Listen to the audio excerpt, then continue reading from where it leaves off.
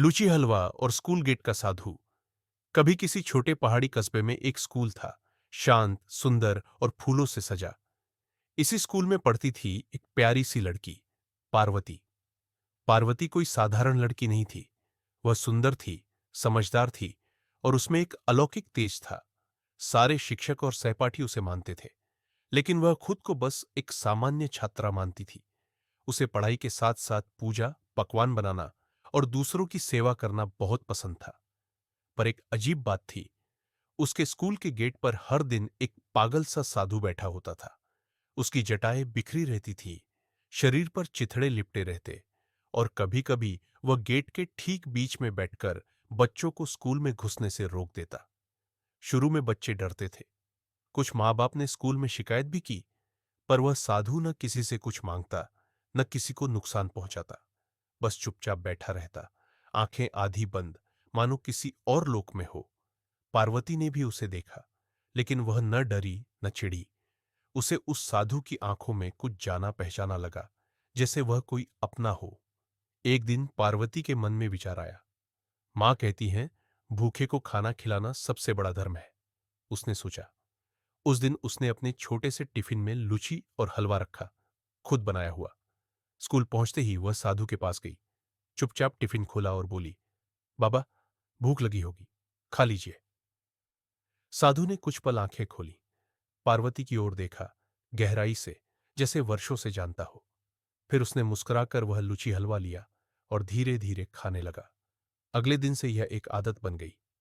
पार्वती रोज उसके लिए खाना लाती और वह साधु, जो अब कभी गेट नहीं रोकता था, चुपचाप उसे खा लेता। कुछ महीनों बाद एक विशेष दिन आया, बसंत पंचमी। स्कूल में पूजा होनी थी।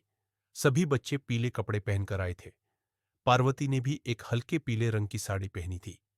उस दिन वह साधु के लिए अपने हाथों से विशेष लूची हलवा बनाकर लाई थी। जैसे ही उसने टिफिन साधु को दिया, एक तेज हवा चली।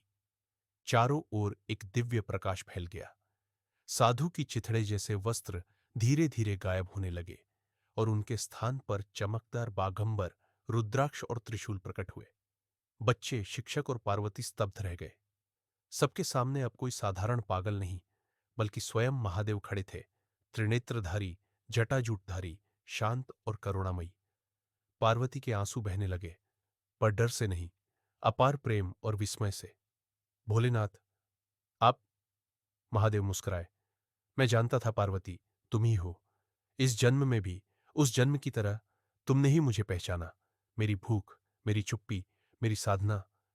पर क्यों भगवन, इस रूप में क्यों? पार्वती ने पूछा।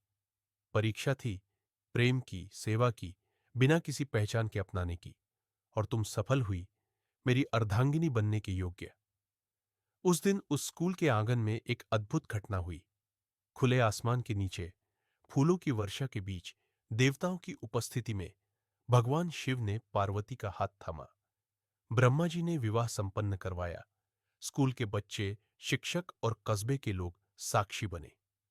पार्वती ने देखा, जो साधु गेट के बीच बैठकर रास्ता रोकता था, वही आज उसके जीवन का मार्गदर्शक बन गया था। उनका यह विवाह केवल देवी देवताओं का नहीं, बल्कि इस बात का प्रतीक था कि सच्चा प्रेम रूप या स्थिति नहीं देखता, केवल आत्मा की पुकार सुनता है। विवाह के बाद भगवान शिव कैलाश लौटे और पार्वती भी उनके साथ गई। लेकिन उनकी इस प्यारी सी स्कूल वाली कहानी, लूची हलवा और गेट पर बैठे बाबा की याद आज भी उस कस्बे में सुनाई जाती है।